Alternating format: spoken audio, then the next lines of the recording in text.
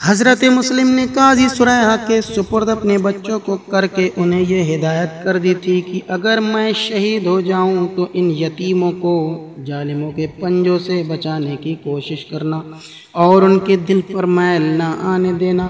جب سے دونوں معصوم بچے اپنے مہربان باپ حضرت مسلم سے جدا ہو کر قاضی سریحہ کے مکان میں آئے تھے، انہیں کچھ معلوم نہ تھا کہ ان کے باپ کس حال میں ہیں اور ان کے ساتھ کیا حادثہ پیش آیا، لیکن یہ بھی قدرتی بات ہے کہ آنے والے حادثے کا علم اکثر طبیعتوں کو ہو جاتا ہے۔ اگرچہ قاضی سریحہ حضرت مسلم کے بیٹوں کی بڑی دل دہی کرتے تھے، ان کے آرام کا بہت خیال رکھتے تھے، پر وہ دونوں بھائی غمگین رہتے تھے، نہ ہنستے تھے نہ زیادہ باتیں کرتے تھے، ان کے چہروں پر حسرت برستی تھی۔ جب حضرت مسلم کے شہید ہو جانے کی خبر قاضی سریحہ کو ہوئی تو انہیں بڑا صدمہ ہوا۔ سوچتے تھے کہ ان معصوم بچوں کو کیسے بتائیں کہ تمہارے سر سے تمہارے باپ کا سایہ اٹھ گیا ہے، تم یتیم ہو گئے ہو۔ یہ کہہ کر وہ ان کے نازک دلوں کو دکھانا نہ چاہتے تھے۔ ابھی وہ اسی ادھیڑ بن میں تھے کہ ابن زیاد کو ان بھولے والے معصوم بچوں کی خبر ہو گئی۔ اس نے فوراً منادی کرا دی کہ مجھے معلوم ہوا ہے کہ مسلم کے ساتھ ان کے 2 بیٹے بھی آئے تھے، وہ کوفہ میں چھپے ہوئے ہیں، جو انہیں پناہ دے گا یا چھپائے گا وہ برباد کر ڈالا جائے گا، اور جو انہیں زندہ یا ان کے سر لائے گا اسے انعام دیا جائے گا۔ قاضی سریحہ نے بھی اس منادی کو سنا، انہیں ان بچوں کے تعلق سے فکر ہو گئی۔ انہوں نے بہتر سمجھا کہ انہیں کسی قافلے کے ساتھ واپس مدینہ بھیج دیا جائے۔ خوش قسمتی سے اسی رات ایک قافلہ مدینہ جانے والا تھا۔ قاضی سریحہ میرے قافلہ سے یہ طے کر کے آئے کہ 2 یتیم بچوں کو مدینہ منورہ پہنچا دیا جائے۔ میرے قافلہ نے وعدہ کر لیا اور کہہ دیا کہ شروع رات میں بچوں کو بھیج دینا۔ بھیجنے سے پہلے قاضی سریحہ نے دونوں بچوں محمد اور ابراہیم کو بلایا۔ ان کے چہروں سے بے کسی ٹپک رہی تھی۔ اس وقت قاضی سریحہ ان کی بھولی اور معصوم شکلیں دیکھ کر ضبط نہ کر سکے، بے ساختہ ان کی آنکھوں میں آنسو آ گئے۔ محمد جو ذرا سمجھدار تھے بولے، خیریت تو ہے، آپ کی آنکھوں میں آنسو کیوں ہیں؟ قاضی سریحہ نے آنسو پوچھ کر کہا، کچھ نہیں، میں چاہتا ہوں کہ تم کو مدینہ منورہ پہنچا دوں۔ محمد نے پوچھا، ہمارے ابا جان کہاں ہیں؟ ہم ان کے بغیر ان کو چھوڑ کر کیسے چلے جائیں گے؟ اب قاضی سریحہ سے ضبط نہ ہو سکا، بے اختیار ان کے آنسو جاری ہو گئے۔ انہوں نے کہا، بیٹا تمہارے باپ شہید ہو گئے۔ اتنا سنتے ہی محمد بے قرار ہو گئے۔ انہوں نے کہا، اللہ یہ تو نے کیا کر دیا؟ ہم سے کیا خطا ہوئی تھی؟ کیوں ہمارے ابا کو ہم سے جدا کر دیا؟ یہ کہتے ہی وہ رونے لگے۔ ابراہیم اب بھی نہ سمجھے کہ بات کیا ہے، پوچھا، بھیا کیوں روتے ہو؟ ابا نے تو رونے سے منع کر دیا تھا۔ محمد نے ابراہیم کو اپنے سینے سے لگا کر کہا، معصوم بھائی اب ابا نہیں رہے، کہاں چلے گئے؟ وہ ہمیں چھوڑ کر نہیں جا سکتے۔ معصوم بیٹے انہیں اللہ نے بلا لیا ہے، قاضی سریحہ نے سمجھایا۔ قاضی سریحہ وہ ہمیں بہت چاہتے ہیں، بغیر ہمارے وہاں نہ رہیں گے۔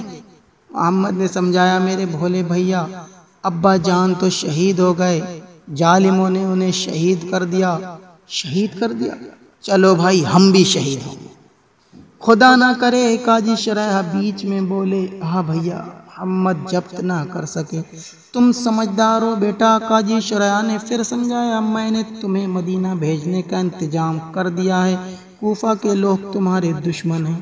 اس شہر کے حاکم نے یہ منادی کرا دیا ہے کہ جو مسلم کے بیٹوں کو پکڑ کر لائے گا اسے انعام دیا جائے گا۔ دیکھو تم کسی پر ظاہر نہ کرنا کہ تم مسلم کے بیٹے ہو، ورنہ لوگ تم کو پکڑ کر ابن زیاد کے پاس لے جائیں گے اور وہ ظالم تم کو قتل کر ڈالے گا۔ غرض یہ کہ قاضی سریحہ نے دونوں بچوں کو اچھی طرح سمجھا دیا، انہیں کھانا کھلایا اور دونوں کو 50 اشرفیاں دے کر ان کی کمر سے باندھ دی۔ جب 1/3 رات گزر چکی تو اپنے بیٹے اسد کے ساتھ قافلے کی طرف روانہ کر دیا۔ چلتے وقت اپنے بیٹے کو ہدایت کر دی کہ ان بچوں کو میرے قافلہ کے سپرد کر کے آنا۔ اسد انہیں لے کر عراق کے دروازے پر آیا۔ جو قافلہ مکہ جانے والا تھا وہ اسی دروازے سے باہر رکا ہوا تھا، پر جب اسد دروازے سے باہر نکلا تو اس نے دیکھا قافلہ روانہ ہو چکا ہے اور کارواں کی دھول دور سے نظر آ رہی ہے۔ اسد تو کام چور تھا ہی، اس نے دونوں مایوسوں سے کہا دیکھو یہ سامنے قافلہ جا رہا ہے، دوڑے چلے جاؤ، اس میں شامل ہو جاؤ گے۔ اس سنگ دل نے یہ نہ سوچا کہ ننھے ننھے بچے ہیں، قافلے تک کیسے پہنچیں گے، اور اگر پہنچ بھی گئے تو کس سے اور کیا کہیں گے، کون انہیں سواری دے گا، اور سواری نہ ملی تو پیدل کیسے چل سکیں گے۔ غرض یہ کہ وہ وہیں سے لوٹ آیا اور دونوں معصوم و مظلوم بچے قافلے کو پکڑنے کے لیے دوڑے۔ رات کا وقت تھا اور رات بھی اندھیری تھی۔ دونوں معصوم ابراہیم اور محمد قافلے کے پیچھے دوڑے چلے جا رہے تھے۔ بڑے بھائی نے چھوٹے بھائی کا ہاتھ پکڑ رکھا تھا۔ اندھیرے میں ایسا لگ رہا تھا جیسے قافلہ سامنے جا رہا ہو۔ بے قافلے کو پکڑنے کے لیے تیزی سے دوڑ رہے تھے، مگر کب تک دوڑتے تھک گئے۔ ابراہیم نے کہا میں تو تھک گیا ہوں بھیا۔ محمد نے دل رکھنے کے لیے کہا اب دور ہی کیا رہا ہے بھائی، یہ سامنے تو قافلہ جا رہا ہے، تھوڑی اور ہمت کرو اور ذرا تیز چلو۔ دونوں پھر بھاگے اور بہت دور نکل گئے، پر قافلہ نہ ملا۔ ابراہیم نے پھر کہا بھائی اب تو بالکل چلا نہیں جاتا۔ محمد نے رفتار دھیمی کرتے ہوئے کہا اگر ہم قافلے سے پیچھے رہ گئے تو کوفے والے پکڑ کر مار ڈالیں گے، چلے چلو بھائی، مگر اب تو میں بہت تھک گیا ہوں، بالکل چلا نہیں جاتا۔ اچھا آؤ میں تم کو گود میں اٹھا لوں۔ نہیں تم بھی تھک جاؤ گے، میں بتاؤں تم چلے جاؤ، اماں سے جا کر کہنا بھیا تھک کر راستے میں بیٹھ گیا ہے، وہ آ کر مجھے لے جائیں گے، مگر وہ تو ہم سے بہت دور ہیں بھیا۔ اچھا آؤ آؤ دھیرے دھیرے چلیں۔ اب دونوں دھیرے دھیرے چلنے لگے، لیکن کب تک، آخر دونوں تھک کر چور ہو گئے اور ایک صاف سی جگہ دیکھ کر بیٹھ گئے۔ محمد نے کہا قافلہ دور نکل گیا ہے۔ ابراہیم نے بھولے پن سے کہا مگر میں تو بہت بھاگا بھیا۔ ہاں بھاگے تو بہت، لیکن ہماری تقدیر ہی بگڑی ہوئی معلوم ہوتی ہے، کہیں ایسا نہ ہو کہ کوفہ والے ہمیں دیکھ لیں۔ لیکن کوفہ والے ہمارے کیوں دشمن ہو گئے ہیں؟ ہم نے کوفہ والوں کا کیا نقصان کیا ہے؟ انہوں نے ہمارے ابا جان کو کیوں شہید کر ڈالا؟ اب ہم ابا جان سے کب ملیں گے؟ بھائی مجھے کچھ بھی خبر نہیں، مجھے تو نیند آ رہی ہے۔ نیند تو مجھے بھی آ رہی ہے، پر دشمنوں کا کھٹکا لگا ہوا ہے، تو پھر آؤ اور آگے چلیں۔ کہاں جائیں؟ ہم تو راستہ بھی نہیں جانتے۔ اگر آج ہمارے ابا ہوتے تو ہم کیوں اس طرح پھرتے؟ بھائی اگر تم کو نیند آ رہی ہے تو تم سو رہو، اور میں دشمنوں کو دیکھتا رہوں گا۔ نہیں بھیا، اگر تمہیں دشمن پکڑ لے گئے تو میں کیا کروں گا؟ دونوں بھائی کچھ دیر بیٹھ کر سستا لیے، جب کچھ دم میں دم آ گیا اور پسینہ سوکھ گیا تو پھر اٹھ کر چل دیے، یہاں تک کہ معصوم رات بھر چلتے رہے اور صبح ظاہر ہونے لگی۔ دونوں تھک کر پھر بیٹھ گئے، تھوڑی ہی دیر میں صبح ہو گئی۔ قریب کی مسجدوں میں اذانیں ہونے لگیں۔ دونوں بولے والے ننھے بچے خوش ہو گئے، بھیا ہم تو کسی بستی کے قریب آ گئے ہیں۔ ابراہیم نے کہا ہاں اذان کی آواز آ رہی ہے، ذرا اور دن نکل آئے تو اس بستی میں چلیں گے۔ محمد نے کہا خدا کرے یہاں کے لوگ کوفہ والوں کی طرح ظالم نہ ہوں اور قافلہ یہاں ہی رکا ہوا ہو اور ہم اس میں شامل ہو جائیں۔ دھیرے دھیرے اجالا اتنا پھیل گیا کہ قریب کی چیزیں صاف معلوم ہونے لگیں۔ دونوں معصوموں نے دیکھا کہ ان کے سامنے ایک بڑا شہر ہے، بڑی بڑی عمارتیں ہیں۔ بھیا دیکھو کتنا بڑا شہر ہے۔ ابراہیم نے کہا ہاں دیکھ رہا ہوں بھائی، مجھے تو شبہ ہے کہ کہیں یہ شہر کوفہ ہی نہ ہو۔ کوفہ کیسے ہو سکتا ہے؟ ہم رات بھر چلتے جو رہے ہیں۔ اسی وقت کچھ آدمیوں کے بولنے کی آواز آئی۔ دونوں ننھے بچے ڈر سے کانپ گئے، باتیں کرنے لگے، ان کے قریب آتے جا رہے تھے۔ جوں جوں وہ پاس آتے جا رہے تھے یہ اور سہمتے جا رہے تھے۔ بھیا خدا جانے یہ کون لوگ ہیں؟ ابراہیم نے کہا۔ محمد نے تسلی دیتے ہوئے کہا کوئی مسافر معلوم ہوتے ہیں، کاش یہ لوگ دوست ہوں۔ مجھے تو ڈر لگتا ہے، اگر کہیں چھپ جاتے تو اچھا تھا، یہاں کوئی جگہ چھپنے کی بھی تو نہیں ہے۔ اس بیچ بات کرنے والے قریب آ گئے، وہ سرکاری وردیاں پہنے ہوئے تھے۔ یہ دونوں ان لوگوں کو دیکھ کر بہت ڈرے۔ ان آنے والوں نے ان معصوموں کو بھی دیکھ لیا۔ ان میں سے ایک نے کہا داروغہ جی بڑے تعجب کی بات ہے، یہ دونوں چھوٹے بچے اتنے سویرے یہاں کہاں سے آ گئے؟ داروغہ ان بچوں کی اور آیا، ان پر دہشت چھا گئی۔ داروغہ نے ان کے قریب آ کر پوچھا تم کہاں سے آئے ہو؟ محمد نے جی کڑا کر کے جواب دیا پہلے یہ تو بتائیے کہ یہ شہر کون سا ہے؟ یہ کوفہ ہے۔ دونوں معصوم بچے کوفہ کا نام سنتے ہی اور سہم گئے۔ سچ تو یہ ہے کہ رات بھر چلتے رہے، ان کے نازک پاؤں سوج گئے، لیکن اندھیری رات میں کوفہ کے گرد ہی چکر کاٹتے رہے۔ داروغہ نے پوچھا تم کس کے بیٹے ہو؟ دونوں کو جھوٹ بولتے شرم آئی اور محمد نے کہہ دیا ہم مسلم کے بیٹے ہیں۔ داروغہ نے حیرت سے پوچھا مسلم کے بیٹے؟ پھر بولا خدا کا شکر ہے تمہاری تلاش میں تو آج سارے کوفہ والے پھر رہے ہیں اور تم یہاں بیٹھے ہو۔ یہ کہتے ہی اس سنگ دل نے ان دونوں کو گرفتار کر کے ان کے نازک ہاتھوں کو رسیوں سے جکڑ دیا اور انہیں اپنے ساتھ لے کر روانہ ہوا۔ شہر کا کوتوال بچوں کو رسیوں میں جکڑ کر شہر میں داخل ہوا۔ لوگ نماز پڑھ پڑھ کر مسجدوں سے آ رہے تھے، لیکن کسی کو بھی ان معصوموں کی حالت دیکھ کر ترس نہیں آ رہا تھا۔ کوتوال ان مظلوموں کو لے کر ابن زیاد کے پاس پہنچا، وہ بھی نماز پڑھ کر اٹھا ہی تھا۔ اس نے کوتوال کو طلب کیا۔ کوتوال دونوں سہمے ڈرے بچوں کو لے کر ابن زیاد کی خدمت میں حاضر ہوا۔ ابن زیاد نے پوچھا یہ بچے کس کے ہیں؟ مسلم کے۔ کوتوال نے عرض کیا۔ ابن زیاد نے خوش ہو کر کہا خدا کا شکر ہے یہ بھی ہاتھ آ گئے۔ بچوں نے ابن زیاد کو پہلے کبھی نہ دیکھا تھا، وہ اس کی خوفناک شکل دیکھ کر یہ خیال کر کے کہ خدا جانے وہ ہمارے ساتھ کیا برتاؤ کرے، ڈرے ہوئے اور پریشان تھے۔ ابن زیاد نے کوتوال سے پوچھا تو نے انہیں کہاں پایا؟ عراق کے دروازے پر، کوتوال نے جواب دیا۔ تعجب ہے، شاید بھاگنا چاہتے تھے، میں نہیں کہہ سکتا، پر اس وقت یہ دونوں بیٹھے ہوئے تھے، تب کسی کا انتظار کر رہے ہوں گے۔ تم نے ان سے پوچھا کہ یہ کس کے ساتھ بھاگنے کا انتظار کر رہے تھے؟ نہیں، میں نے ان سے کچھ نہیں پوچھا، تم بڑے مورخ ہو۔ ابن زیاد بڑا گھمنڈی تھا، اس نے خود دونوں بچوں سے پوچھا تم کہاں جا رہے تھے؟ ابراہیم نے جلدی میں بھولے پن سے جواب دیا اپنی ماں کے پاس۔ کون تمہیں لے جا رہا تھا؟ کوئی بھی نہیں، ہم خود جا رہے تھے۔ ابن زیاد نے دھمکاتے ہوئے کہا تم جھوٹ بولتے ہو۔ یہ سن کر محمد کو جو ذرا سمجھدار تھے تاؤ آ گیا اور انہوں نے کہا ہم سید ہیں، ہم جھوٹ نہیں بولا کرتے، سچ کہتے ہیں۔ اچھا اگر تم سچ کہتے ہو تو بتاؤ کہاں چھپے ہوئے تھے؟ یہ نہیں بتا سکتے، اس چھوٹی عمر میں تمہاری جوابوردی کا یہ حال ہے۔ اچھا یہ بتاؤ کہ تم کس وقت کوفہ سے باہر نکلے تھے؟ ہم رات کو کوفہ سے باہر نکلے تھے، سنا تھا کہ کوئی قافلہ مکہ معظمہ جا رہا ہے، ہم اس کے ساتھ مکہ معظمہ جانا چاہتے تھے، لیکن بدقسمتی سے وہ قافلہ ہمارے پہنچنے سے کچھ دیر پہلے روانہ ہو گیا۔ ہم اس قافلے کو پکڑنے کے لیے ساری رات چلتے رہے، لیکن راستہ بھول گئے اور پھر اسی دروازے پر آ پہنچے جہاں سے چلے تھے۔ ابن زیاد کو بجائے اس کے کہ ان پر رحم اور ترس آتا، کچھ ہنسی اور کچھ غصہ آیا۔ اس نے کہا تم مجھ سے بچ کر بھاگنا چاہتے تھے، لیکن بھاگ نہ سکے، یاد رکھو جو مجھ سے سرکشی کرے گا میں اسے زندہ نہ چھوڑوں گا۔ اس کے بعد اس نے حکم دیا کہ ان دونوں کو قید کر دیا جائے۔ چنانچہ کوتوال انہیں لے جا کر جیل خانہ پہنچا۔ جیل خانے کا داروغہ مشکور تھا جو بڑا ہی رحم دل اور خدا ترس آدمی تھا۔ کوتوال نے ان بچوں کو اس کے سپرد کیا۔ جب کوتوال چلا گیا تو مشکور نے ان بچوں سے پوچھا تم کس کے لڑکے ہو؟ ہم حضرت مسلم کے بیٹے ہیں، محمد نے جواب دیا۔ آہ تم یتیم ہو، تم ابن زیاد کم وقت کے ہاتھ کہاں سے آ گئے؟ محمد نے اپنی مصیبت کی پوری داستان سنا ڈالی۔ مشکور یہ سن کر کہ یہ دونوں بچے رات بھر پیدل سفر کرتے رہے ہیں بے حد متاثر ہوا۔ اس نے کہا افسوس ایسے نازک اور معصوم بچوں پر ایسی مصیبت۔ پھر مشکور نے پوچھا کیا تم نے ابن زیاد سے اپنی درد بھری کہانی سنائی تھی؟ جی ہاں، مگر وہ ہمارا قصہ سن کر ہنس پڑا۔ ضرور ہنسا ہوگا، وہ انسان نہیں جانور ہے، خدا اسے غارت کرے، بڑا ہی سنگ دل ہے۔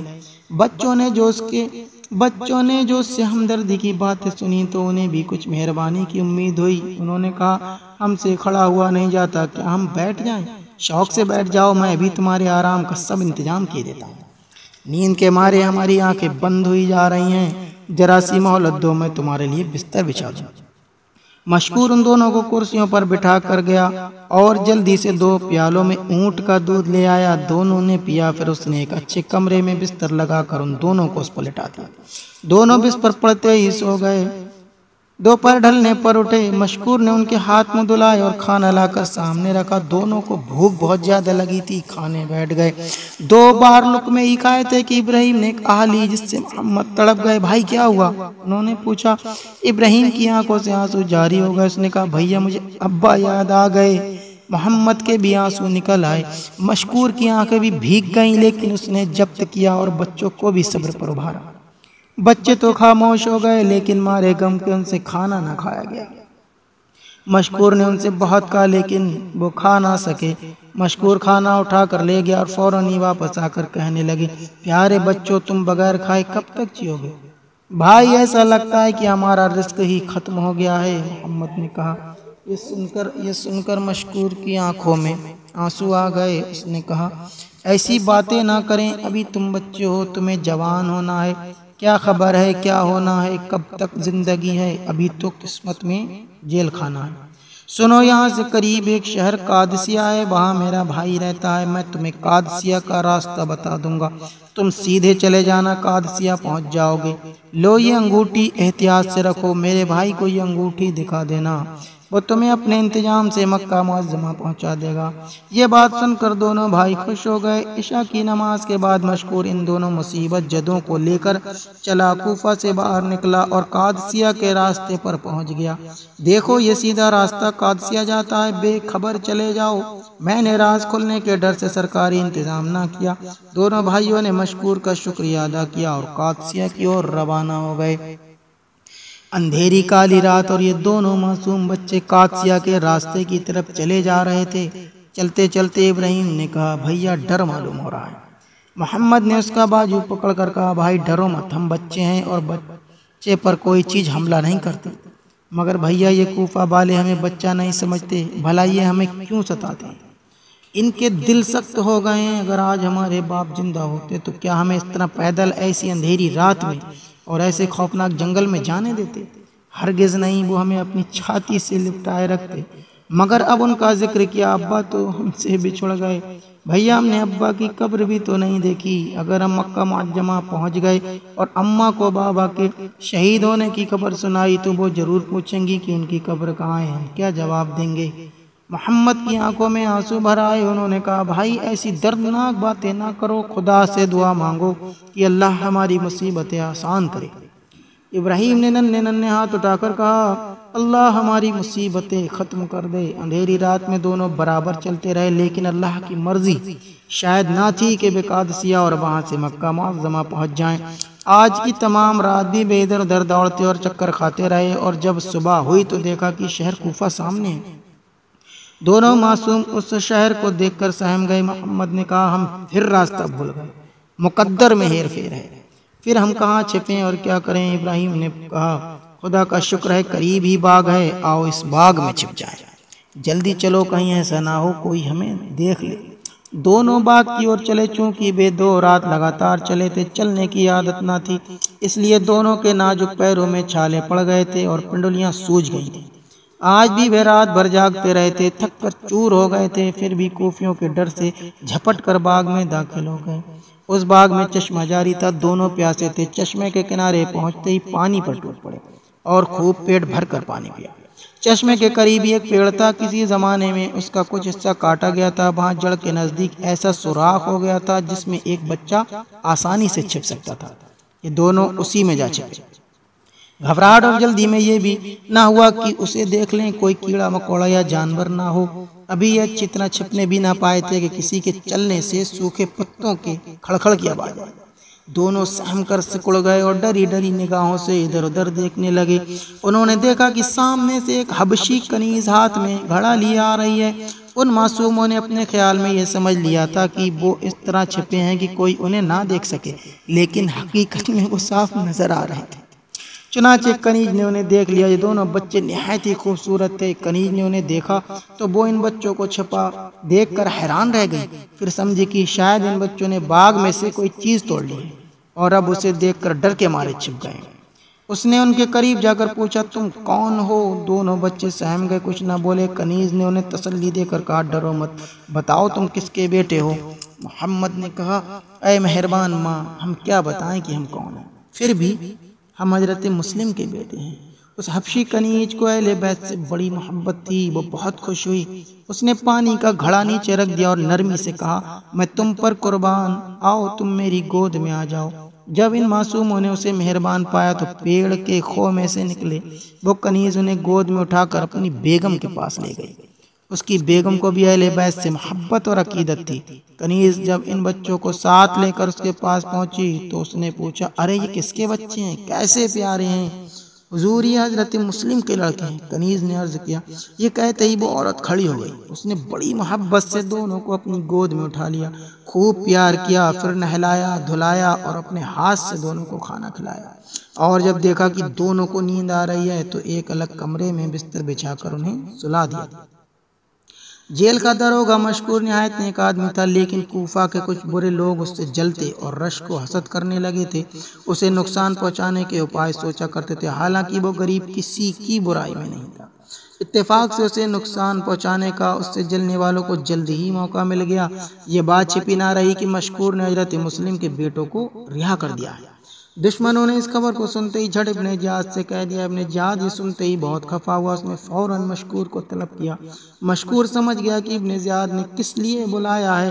اس نے اپنے گھر والوں سے کہا، میری زندگی کا آخری دن آ پہنچا ہے، میری تمنا تھی کہ میں اہل بیت کی خدمت کرتے ہوئے مروں، خدا نے یہ آرزو پوری کر دی، میں نے حضرت مسلم کے ننھے بچوں کی خدمت کر کے یہ سعادت حاصل کر لی۔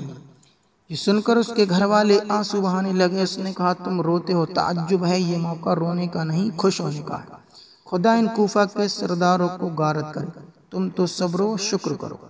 یہ کہہ کر مشکور نے غسل کیا، اچھا کپڑا پہنا، سر اور داڑھی میں خوشبودار تیل لگایا اور بڑے اطمینان کے ساتھ گورنر ہاؤس کی اور روانہ ہوا۔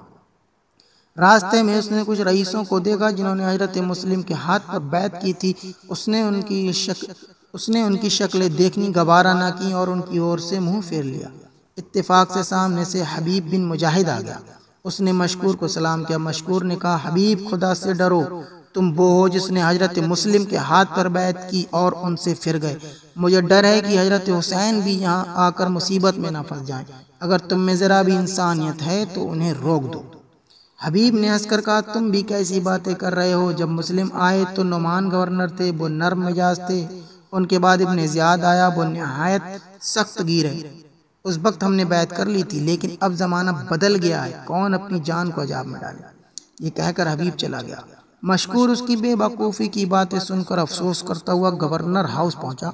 جب وہ ابن زیاد کے سامنے پہنچا، اس نے دیکھا کہ ابن زیاد سخت غضبناک ہے۔ مشکور ہمیشہ اسے سلام کیا کرتا تھا، لیکن آج سلام نہ کیا۔ ابن زیاد نے کڑک کر کہا، مشکور، کیا یہ سچ ہے کہ تم نے مسلم کے بیٹوں کو رہا کر دیا ہے؟ مشکور نے سنجیدگی سے کہا، ہاں یہ سچ ہے۔ تجھے کیسے اس کی ہمت ہوئی؟ مجھے ان کی حالت زار دیکھ کر ترس آ گیا۔ اب تیری حالت پر کون ترس کھائے گا؟ فرشتے۔ ابن زیاد جل بھن گیا۔ اس نے کہا، تجھے وہ سزا دوں گا جس سے دنیا کو سبق ہو۔ تو اپنی فطرت سے مجبور ہے، اگر تو جرا بھی کرے۔ ابن زیاد نے بات کاٹتے ہوئے کہا، زیادہ بک بک نہ کر، میں کہنا تو بہت چاہتا تھا، پر جب تو سننے کے لیے تیار نہیں ہے تو زیادہ نہ کہوں گا۔ میں پوچھتا ہوں، تو نے حضرت مسلم کو کیوں شہید کر دیا؟ اس لیے کہ انہوں نے فتنہ و فساد کی بنیاد ڈالی تھی۔ فسادی مسلم تھے یا بے بدجات جنہوں نے انہیں بلایا اور ان کے ہاتھ پر بیعت کی، لیکن انہوں نے بیعت ختم کر دی۔ ٹھیک ہے، پر فتنہ کی شروعات تو انہوں نے ہی کی اور وہی سزا کے حقدار تھے۔ اگر تو برا نہ مانے تو کہوں کہ حضرت مسلم کو تنہا اور بے یار و مددگار دیکھ کر تو ان پر شیر ہو گیا، اور جن لوگوں نے ان کے ہاتھ پر بیعت کی تھی ان کا جتھا دیکھ کر ڈر گیا۔ اگر تو حقیقت میں انصاف پسند تھا تو پہلے تو ان لوگوں کو جنہوں نے حضرت مسلم کو بلایا اور ان کے ہاتھ پر بیعت کی قتل کرتا۔ میں ہر اس آدمی کو قتل کر ڈالوں گا جو فساد کرے گا۔ اچھا، اگر تیرے خیال کے مطابق حضرت مسلم نے فساد کیا تھا تو نے انہیں شہید کر دیا تو معاملہ ختم ہو گیا۔ اب تو ان کے ننھے بچوں کے پیچھے کیوں پڑا؟ کیا اس لیے کہ ان کا کوئی حامی اور مددگار نہیں ہے؟ تو باتوں میں حد سے بڑھ گیا ہے۔ جی تو چاہتا ہے کہ تیری زبان کھینچ لوں، لیکن میں تم پر رحم کرتا ہوں اور صرف یہ سزا دیتا ہوں کہ تیرے 500 درے لگائے جائیں۔ آج میں تیرے بس میں ہوں، مجھے جو چاہے سزا دے لے، لیکن قیامت کے دن تو خدا کے بس میں ہوگا اور اپنے کیے پر پچھتائے گا۔ ابن زیاد نے حکم دیا کہ اس بدبخت کو لے جاؤ اور اس کو 500 درے لگاؤ۔ مشکور نے کہا کہ میں جانتا ہوں جو سزا تو نے میرے لیے تجویز کی ہے میں اس سے جانور نہ ہو سکوں گا۔ میری ایک تمنا ہے، اگر تو پوری کرنے کا وعدہ کرے تو۔ کیا تمنا ہے؟ اگر مسلم کے بیٹے پھر بھی تیرے ہاتھ آ جائیں تو ان معصوموں کو قتل نہ کرنا بلکہ ان کے گھر بھیج دینا۔ میں دشمنوں اور ان کے گھر والوں پر رحم نہیں کیا کرتا۔ اس بیچ جلاد آ گیا۔ ابن زیاد نے کہا، مشکور کو میرے سامنے درے لگائے جائیں۔ جلاد نے درے لگانے شروع کیے۔ مشکور نے پہلے درے پر کہا بسم اللہ، دوسرے پر کہا الہی مجھے صبر عطا فرما، تیسرے پر کہا الہی مجھے بخش دے، چوتھے پر کہا اے خدا تو دیکھ رہا ہے کہ تیرے پیارے رسول صلی اللہ تعالی علیہ وآلہ وسلم کے اہل بیت کی حمایت کرنے پر مجھے مارتے ہیں۔ پانچویں پر کہا الہی مجھے رسول صلی اللہ تعالی علیہ وآلہ وسلم اور ان کے اہل بیت کے پاس پہنچا دے۔ اس کے بعد آپ خاموش ہو گئے۔ جلاد برابر درے لگاتا رہا، آپ کی کھال گڑ گئی، لیکن آپ نے اف بھی نہ کی، یہاں تک کہ آپ شہید ہو گئے۔ ابن زیاد برابر ان کی طرف دیکھتا رہا، بھی کچھ درے باقی تھے، اس ظالم نے آپ کی لاش پر بھی درے لگوائے۔ حضرت مسلم کے بیٹے دوپہر کے بعد تک سوتے رہے، عورت اور حبشی کنیز دونوں پاس بیٹھی، پنکھا جھلتی رہیں۔ دن ڈھلے دونوں اٹھے، عورت نے بڑے پیار سے انہیں گود میں اٹھایا، ان کا منہ دھلایا اور ناشتہ کرایا۔ اس کے بعد ان دونوں سے پیار اور محبت سے باتیں کرنے لگی، یہاں تک کہ دن چھپ گیا۔ اس نے انہیں کھانا کھلا کر ان کے بستروں پر لٹا دیا۔ اس عورت کے شوہر کا نام حارث تھا، وہ بڑا ظالم اور بے رحم تھا۔ دن چھپے گھر آیا، خدا جانے کہاں سے آیا تھا، بہت ہی زیادہ غصے میں بھرا ہوا تھا۔ آتے ہی ڈھال کہیں پھینکی اور تلوار کہیں۔ عورت نے پوچھا آج کیا بات ہے، ایسے گجبناک کیوں ہو رہے؟ حارث نے جواب دیا تجھے کیا بتاؤں، تو گھر میں آرام سے بیٹھنے والی، میں سارا دن پریشان پھرتا رہا، تھوڑا بھی گھوڑا بھی تھک گیا، میں بھی تھک گیا، یہی تو پوچھتی ہوں کیا کام تھا، تم تو درباری ہو، دربار میں رہتے ہو۔ آج کوئی درباری بھی دربار میں نہیں رہا، سبھی جنگلوں میں خاک اڑاتے پھرتے رہے۔ آخر کیوں؟ بات یہ ہوئی کہ مسلم کے دو بیٹے گرفتار کر کے قید کر دیے گئے تھے، انہیں جیل کے داروغہ مشکور نے رہا کر دیا۔ ابن زیاد نے ان کی گرفتاری پر بڑا بھاری انعام مقرر کر کے تمام درباریوں کو تلاش کرنے بھیجا تھا۔ پیارے شوہر دو ننھے یتیموں کو گرفتار کر کے کیا ملے گا، وہ تو اس قابل ہیں کہ ان سے پیار کیا جائے۔ حارث نے بگڑ کر کہا بے وقوف، اگر ہم رحم کریں تو دولت اور عزت کہاں سے ملے گی؟ ہم درباری ہیں، دربار کے ہر حکم کو پورا کرنا ہمارا فرض ہے، پر تم بھی تو ان لوگوں میں سے ہو جنہوں نے حضرت حسین کو یہاں بلانے کے لیے خط لکھے تھے۔ کیا میں نے تنہا لکھے تھے؟ سارے ہی درباریوں نے ان خطوں پر دستخط کیے تھے۔ اس وقت تمام درباری حضرت حسین کے موافق تھے، اب خلاف ہیں، میں بھی ان کے ساتھ ہوں۔ اس مخالفت کی وجہ کیا ہوئی؟ عجب کر حجت یہ عورت ہے، ارے یہ دربار کی باتیں ہیں، تو چڑیا کا سا دماغ رکھنے والی کیا سمجھ سکتی؟ اچھا پہلے تم کھانا کھا لو، تیز بھوک لگ رہی ہے، جلد دسترخوان بچھاؤ۔ فوراً دسترخوان بچھایا گیا۔ حارث نے کھانا کھایا، چونکہ وہ دن بھر کا تھکا ہوا تھا اس لیے اپنے بستر پر لیٹتے ہی سو گیا۔ اس کے سو جانے کے بعد عورت چپکے سے اس کے پاس سے سرک کر کنیز کے پاس پہنچی، وہ جاگ رہی تھی۔ کنیز نے گھبرا کر پوچھا آج یہ مہربانی کیوں ہوئی، مجھے ہی کیوں نہ بلوا لیا؟ عورت نے اپنے ہونٹوں پر انگلی رکھ کر خاموش رہنے کا اشارہ کرتے ہوئے دھیرے سے کہا آہستہ بات کرو۔ بہت اچھا، اس وقت کیا ہوا ہے؟ تمہارے آقا دن بھر حضرت مسلم کے بچوں کو تلاش کرتے پھرے ہیں۔ ہاں میں بھی کھڑی سن رہی تھی، تم ان کے سامنے بچوں کی یہاں موجودگی کا ذکر نہ کرنا۔ میں کوئی ایسی باولی ہوں، میں ہی تو ان شہزادوں کو لائی ہوں، میں ہی جلاد کے حوالے کر دوں؟ یہ ہرگز نہ ہوگا۔ میں یہی کہنے آئی تھی، جب انہوں نے تمہارے سامنے مسلم کے بیٹوں کا ذکر کیا تو میں تو ہول ہو گئی تھی، کہیں تم ان پر ظاہر نہ کرو۔ میں خود ڈر گئی تھی کہ کہیں آپ کی زبان سے کچھ نہ نکل جائے۔ اچھا اب تم آرام کرو، میں ذرا بچوں کو دیکھاؤں، اور اگر وہ جاگتے ہوں تو انہیں سمجھا دوں کہ وہ باتیں نہ کریں۔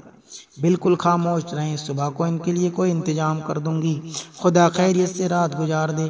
عورت وہاں سے لوٹ کر بچوں کے کمرے میں آئی، اس کمرے کے تمام دریچے کھلے ہوئے تھے، ہوا اچھی آ رہی تھی۔ عورت نے دیکھا دونوں بھائی ایک دوسرے کے گلے میں بانہیں ڈالے بڑے آرام میں سو رہے تھے۔ عورت ان دونوں کو دیکھ کر خاموشی سے کھسک آئی۔ عورت بھی اپنے بستر پر پڑ رہی اور سو گئی۔ اچانک آدھی رات کو بڑے بھائی محمد کی آنکھ کھل گئی۔ اس وقت ابراہیم بھی جاگ پڑے۔ ابراہیم نے پوچھا بھیا تم جاگ رہے ہو؟ محمد نے جواب دیا بھائی میری آنکھ ابھی کھل گئی ہے، یہاں ابا آئے تھے، میں نے انہیں دیکھا تھا، مگر نہیں، میں نے شاید سپنا دیکھا ہے۔ ابا کہاں سے آئے؟ ابراہیم نے کہا خدا کی قسم میں نے بھی ابا کو دیکھا ہے، وہ ہمیں بلا رہے ہیں۔ ابا ہمیں ساتھ لے چلو۔ یہ کہتے ہی ابراہیم رونے لگے، محمد بھی رونے لگے، دونوں کی ہچکی بند گئی، عورت کی آنکھ کھل گئی، وہ گھبرا گئی، اس نے اٹھ کر بچوں کے پاس جانے کا ارادہ کیا۔ ٹھیک اسی وقت حارث بھی جاگ گیا، اس نے پوچھا یہ بچے کس کے ہیں، کیوں رو رہے ہیں؟ یہ سنتے ہی عورت کی روح نکل گئی، وہ جانتی تھی کہ اس کا شوہر بڑا ہی جلاد اور ظالم ہے۔ اس نے کہا ہوں گے کہیں تم سو رہو؟ نہیں، میں معلوم کروں گا یہ کون ہیں۔ حارث بولا یہ ستم زدہ 2 بچے ہیں، شام کے وقت یہاں آ گئے تھے، میں نے انہیں کھانا پکا کر کھلا دیا تھا، یہ نہیں پوچھا تھا کہ کس کے بیٹے ہیں، چلو میں دیکھتا ہوں۔ عورت سہم گئی، حارث اٹھا، عورت پیچھے ہوئی، وہ آگے۔ دونوں اس کوٹری میں پہنچے جہاں حضرت مسلم کے دونوں بیٹے گلے مل کر رو رہے تھے۔ حارث نے جا کر ان بچوں کو دیکھا اور پوچھا تم کون ہو؟ بچے ڈر گئے، بے معصوم تھے، جھوٹ بولنا کیا جانے، بولے ہم مسلم کے بیٹے ہیں۔ حارث نے حیرت سے کہا مسلم کے بیٹے جنہیں میں دنیا بھر میں کھوجتا پھرا وہ میرے ہی گھر میں موجود ہیں اور مجھے خبر نہ ہو، اٹھو اور میرے ساتھ چلو۔ دونوں بچے سہم کر اٹھ کھڑے ہوئے، عورت یہ دیکھ کر تڑپ گئی، وہ سمجھ گئی کہ وہ ظالم انہیں قتل کر ڈالے گا۔ وہ اس کے پیروں پر گر پڑی اور بولی خدا کے لیے ان بچوں پر رحم کرو، یہ پردیسی ہیں، یتیم ہیں اور بے یار و مددگار ہیں۔ حارث نے ڈپٹ کر کہا خاموش، اگر ذرا بھی زبان نکالی تو زبان کاٹ لوں گا۔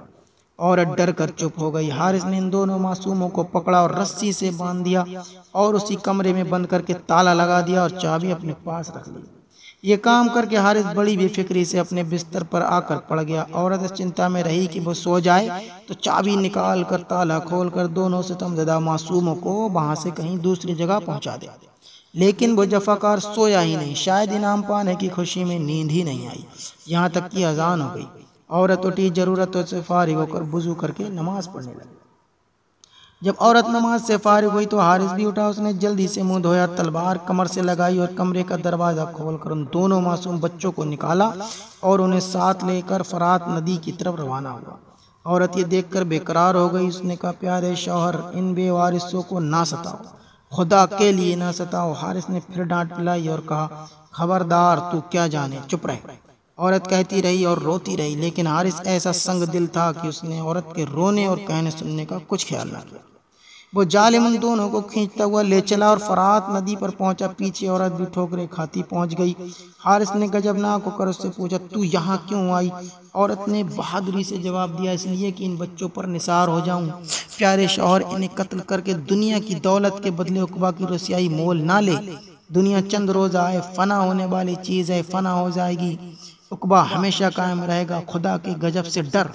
حارث نے کہا مجھے کیا نصیحت کرتی ہے، دور ہو جا، ان بچوں کو چھوڑ دے، میں انہیں لے کر یہاں سے چلی جاؤں گی، دور، بہت دور، اتنی دور کہ میری اور بچوں کی کوئی خبر نہ ملے گی۔ اس سے مجھے کیا ملے گا؟ 3 دکھے ہوئے دل تمہیں دعا دیں گے، بس دعا، اس سے پیٹ بھر سکتا ہے؟ نہ عزت مل سکتی ہے، نہ تن ڈھانکنے کو کپڑا میسر آ سکتا ہے۔ ہماری دعائیں قبول ہوں گی تو تمہیں سب کچھ ملے گا۔ میں ایسا بے وقوف نہیں ہوں کہ صرف دعاؤں کے بھروسے پر رہ جاؤں، ان دونوں کے سر کاٹ کر لے جاؤں گا تو انعام سے مالا مال کر دیا جاؤں گا۔ یہ کہتے ہی اس ظالم نے بچوں کو قتل کرنے کا ارادہ کیا۔ عورت نے جرت دکھائی، میرے سامنے تم انہیں قتل نہیں کر سکتے۔ حارث نے بگڑ کر کہا یہ جرت کیوں؟ کیا تو اپنی جان کی دشمن ہو گئی ہے؟ ان بچوں سے جان پیاری نہیں ہے؟ حارث نے غضبناک ہو کر کہا یہ بات ہے۔ یہ کہتے ہی اس نے تلوار کا ہلکا سا چرکا دیا، عورت کی پیشانی پر چوٹ لگی، خون کی دھار بند گئی۔ عورت نے کہا ہلکا بار کیوں کیا، تم نے مجھے مار ہی کیوں نہ ڈالا؟ اگر اب بھی بک بک کیے جائے گی تو یقیناً مار بھی ڈالوں گا، جب تک میرے جسم میں جان ہے میں ان بچوں کی حمایت سے باز نہ ہوں۔ عجب مجھور عورت ہے، کم وقت مجھے غصہ آ رہا ہے، خدا کی قسم میں تجھے قتل کر ڈالوں گا۔ تم مجھے شوق سے قتل کر ڈالو پر ان معصوم بچوں کو معاف کر دو، آج تم ان پر مہربانی کرو گے، خدا قیامت کے دن تم پر مہربانی کرے گا۔ نہ میں مہربانی کروں نہ کسی سے مہربانی چاہوں۔ دونوں مظلوم بندے سہمے ہوئے کھڑے تھے اور ان دونوں کا سوال جواب دیکھ رہے تھے۔ محمد تو سب کچھ سمجھ رہے تھے پر ابراہیم نادان تھے، وہ نہیں سمجھتے تھے کہ کیا ہو رہا ہے۔ حارث نے محمد کو پکڑ کر گرانا چاہا، عورت بڑھ کر اس کے اور محمد کے بیچ میں آ گئی، بولی ہٹو، پہلے مجھے قتل کر ڈالو۔ یہ کہتے ہی اس بے رحم نے عورت پر تلوار کا ایسا بار مارا کہ وہ آ کر کے گری۔ حارث ایسا ظالم تھا کہ اس نے یہ بھی نہ دیکھا کہ وہ کتنی گھائل ہو گئی ہے۔ اب وہ ستم زدہ بچوں کی طرف متوجہ ہوا۔ محمد اس کے تیور دیکھ کر سمجھ گئے کہ اب وہ انہیں قتل کرے گا۔ انہوں نے پوچھا کیا اب ہمارے قتل کا ارادہ ہے؟ ہاں حارث نے جواب دیا، ہمیں مار کر تمہیں کیا ملے گا؟ دولت ملے گی۔ اگر تم ہمیں ہماری امی جان کے پاس پہنچا دو تو وہ تمہیں بہت دولت دیں گی۔ میں اتنی دور کیوں جاؤں؟ تب ہمیں بیچ ڈالو۔ اگر میں تمہیں تمہاری اماں کے پاس پہنچا دوں یا بیچ ڈالوں تو یہ تو سچ ہے کہ اس سے دولت مل جائے گی، لیکن عزت تو نہ ملے گی۔ دولت ہی سے عزت ملتی ہے۔ بابا جان کہا کرتے تھے کہ جو لوگ دنیا دار ہیں وہ دولت ہی سے عزت حاصل کرتے ہیں۔ یہ سچ ہے، دولت ہی سے عزت حاصل ہوتی ہے، لیکن اس شہر کا حاکم ہم سے ناراض ہو جائے گا۔ ہمیں اپنے حاکم کے پاس لے چلو۔ حارث نے بگڑ کر کہا، میں بحث نہیں کرنا چاہتا۔ حاکم کا حکم یہ ہے کہ تمہیں قتل کر کے تمہارے سر اس کے پاس پہنچا دو۔ تم کیسے انسان ہو؟ یہ عورت بے ہوش پڑی ہے، ان کی خبر نہیں لیتے ہو؟ حارث کو غصہ آ گیا اور اس نے محمد پر تلوار تان لی۔ ابراہیم سمجھ گئے کہ وہ ان کے بڑے بھائی کو قتل کرنا چاہتا ہے۔ انہوں نے بڑھ کر کہا، ٹھہرو، تم قتل ہی کرنا چاہتے ہو تو پہلے مجھے قتل کر ڈالو۔ حارث نے ہنس کر کہا، شاباش، تم بڑے بہادر ہو، بڑے بھائی سے پہلے مرنا چاہتے ہو۔ آؤ پہلے تمہیں ہی قتل کر ڈالوں۔ وہ محمد کو چھوڑ کر ابراہیم کی طرف بڑھا، لیکن محمد نے اس کا ہاتھ پکڑ کر کہا، کہاں جاتے ہو؟ سنو، ایک آخری درخواست سن لو۔ کیا؟ مجھے قتل کر ڈالو اور اس میرے بھائی کو میری اماں کے پاس پہنچا دو، یہ تمہارا بڑا احسان ہوگا۔ میں ایسا نہیں کر سکتا۔ تب پہلے مجھے قتل کر ڈالو، میں چھوٹے بھائی کا اپنے سامنے مرنا نہیں دیکھ سکتا۔ ابراہیم بول پڑے، نہیں بھائی، تم نہ رہو گے تو میں ڈر جاؤں گا، خبردار تم باتیں بند کر دو۔ حارث نے ڈپٹا۔ یہ کہہ کر محمد کو قتل کرنے لگا۔ ابراہیم دوڑ کر محمد سے لپٹ گئے اور بولے، ہم دونوں کو ایک ساتھ قتل کر ڈال۔ حارث کو غصہ آ گیا۔ اس ظالم نے دونوں بھائیوں کو الگ کیا اور پہلے محمد کا سر اتار لیا۔ ابراہیم یہ منظر دیکھ کر تڑپ گئے اور بے اختیار بھائی کی لاش سے لپٹ کر رونے لگے۔ خونخوار حارث نے انہیں جی بھر کر رونے بھی نہ دیا اور دوسرا بار کر کے ابراہیم کو بھی قتل کر ڈالا۔ دونوں کے مبارک جسم کو فرات میں بہا دیا۔ حارث سر لے کر ابن زیاد کے پاس پہنچا۔ ابن زیاد نے پوچھا، یہ کن بچوں کے سر ہیں؟ حارث نے فخر کے ساتھ کہا، یہ مسلم کے بیٹوں کے سر ہیں۔ انہیں کس نے قتل کیا؟ میں نے، مگر میں نے ان کے قتل کا حکم نہیں دیا تھا۔ تو نے برا کیا کہ انہیں قتل کر ڈالا، اگر تو زندہ میرے پاس لاتا تو انعام ملتا۔ حارث یہ سن کر بہت پچھتایا۔